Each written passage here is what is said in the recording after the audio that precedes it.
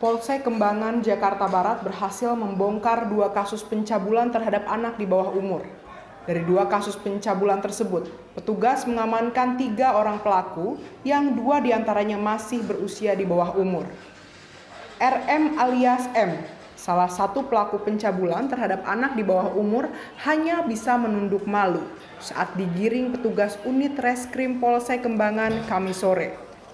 RM ditangkap bersama MF alias B. Ditangkap petugas setelah melakukan pencabulan terhadap RA yang masih berusia 16 tahun di rumahnya di kawasan Kembangan, Jakarta Barat. Keduanya melakukan secara bergilir. Perbuatan keduanya berawal dari perkenalan dengan korban melalui promote kontak WhatsApp.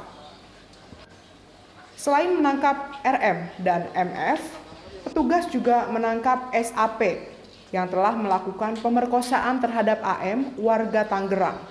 Sama seperti RM dan MF, peristiwa pemerkosaan yang dilakukan SAP juga berawal dari promote kontak via WhatsApp.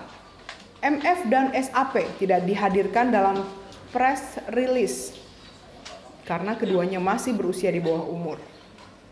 Keberhasilan Polsek Kembangan mengungkap kasus pencabulan dengan pelaku dan korban yang masih di bawah umur mendapat apresiasi dari Komisi Perlindungan Anak Indonesia atau KPAI.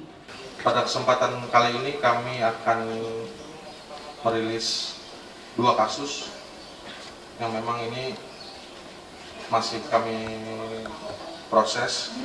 Yang pertama sama terkait kasus persetubuhan dan atau pencabulan. Untuk kasus yang ini terjadi kurang lebih pertengahan bulan Januari, tepatnya tanggal 14. Jadi ini dilakukan oleh 2 orang, yang satu dewasa, yang satu anak-anak umur 16. Korban juga anak-anak.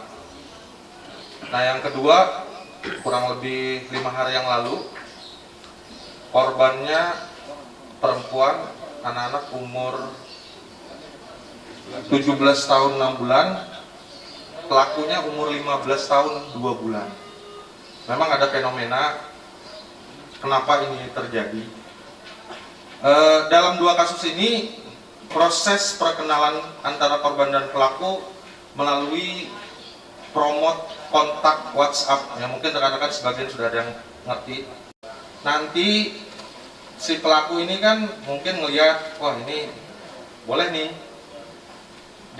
kenalan, ya mungkin ada semacam ya suka sama suka, diajak ketemu. Untuk kasus pertama yang dilakukan oleh pelaku, si korbannya inisial RA, pelakunya si MF sama RM. Ini kenalan, diajak ke rumah, dibujuk, dirayu, ujung-ujungnya dicabulin. Yang satu dipanggil, nih gua ada temen cewek nih, lu kalau mau sini aja datang. Ya tapi pinter-pinter lu lah yang ngomong. Akhirnya dipersilahkan naik, dianya keluar, dicabulin lagi. Habis itu si pelakunya yang dewasa ini keluar, gantian, dia balik, dicabulin lagi. Setelah dilakukan pencabulan udah biasa aja, saya nganggap nggak ada kejadian apa-apa. Kemudian diantarkan pulang, baru termonitor oleh keluarga, membuat laporan ke polisi. Ya memang petunjuk kita hanya melalui komunikasi WhatsApp tersebut. Kita lakukan profiling, kurang lebih hampir 3 jam 4 jam sudah berhasil kita ungkap. Langsung ke tempat pelaku tinggal dan TKP.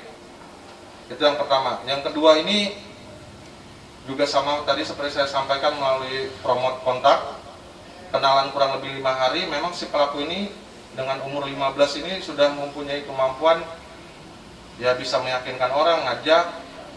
Walaupun si korban awalnya tidak mau ketemu, sudah berapa kali dicoba ngajaknya, memang sudah dari awal ngajaknya ya intinya malam, akhirnya dimauin, diiyain, dijemput, tapi dijemput bukan di rumah. Pelaku mintanya di depan gang, mau masuk ke rumah dia. Yang tujuannya satu, tidak ada orang yang tahu.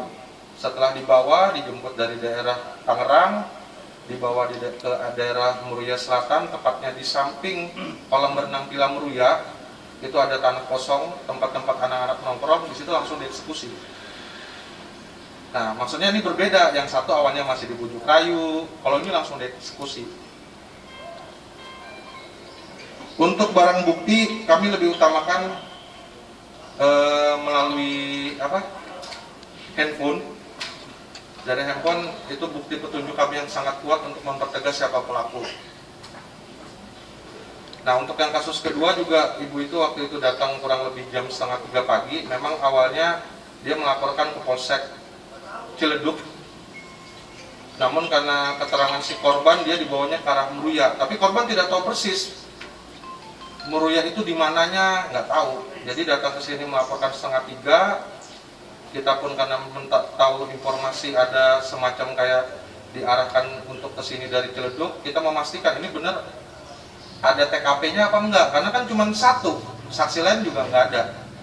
Saksi yang mengetahui cuma korban berangkat, habis itu korban pulang kondisi sudah, ya mungkin ada terjadi perubahan kondisi akibat perbuatan tersebut. Nah, si anak ini akhirnya kita juga menemukan TKP, walaupun dengan susah payah menemukan TKP yang di Villa Meruya, kurang lebih itu pukul 5.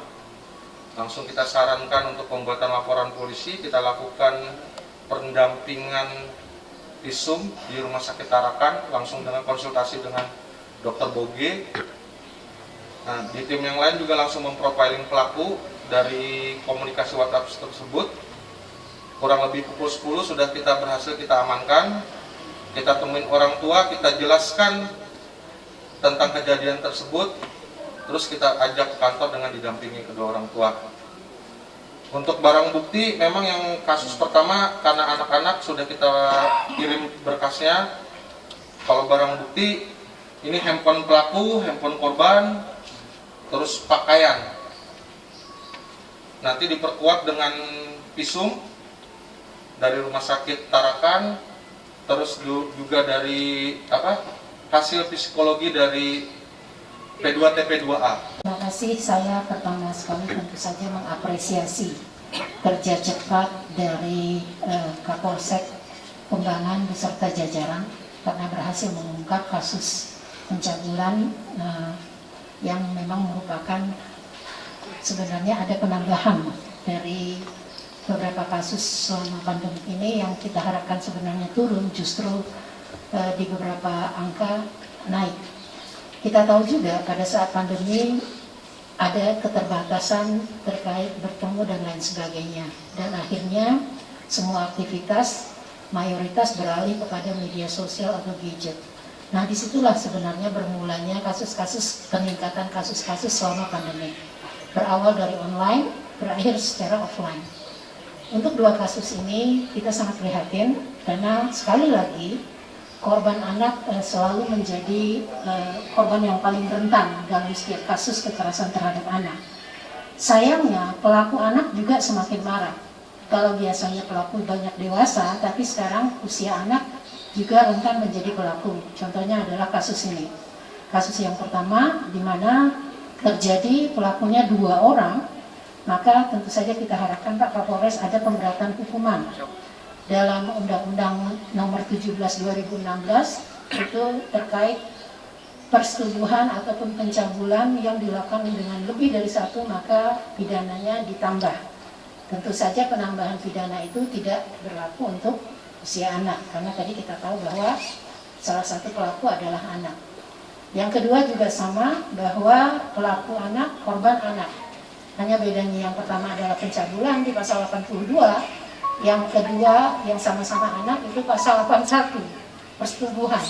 Nah, ini lebih miris lagi sebenarnya. KPI tentu saja akan terus-menerus memantau kasus ini, karena kita harus memastikan penegakan hukumnya, walaupun anak, tapi penegakan hukum harus dijalankan dengan kemudian memperhatikan hak-hak anak, baik sebagai korban untuk konseling dan rehabilitasi, maupun sebagai pelaku anak untuk penegakan hukum dan rehabilitasi juga. Kini para pelaku masih menjalani pemeriksaan intensif di Mapolsek Kembangan dan petugas akan menjeratnya dengan pasal 81 ayat 1 junto pasal 76D Undang-Undang Nomor 23 Tahun 2002 tentang perlindungan anak dengan ancaman hukuman 15 tahun penjara.